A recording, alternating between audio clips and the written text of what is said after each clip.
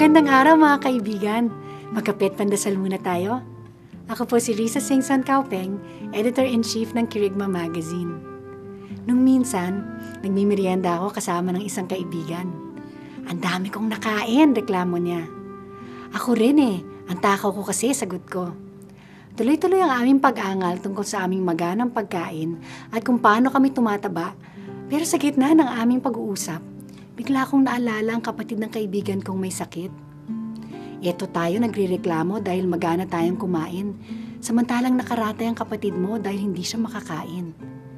Madalas, ang mga reklamo natin ay dahil sa mga mabubuting bagay. Nagrereklamo tayo sa dami ng trabaho natin, samantalang ang iba ay walang hanap buhay.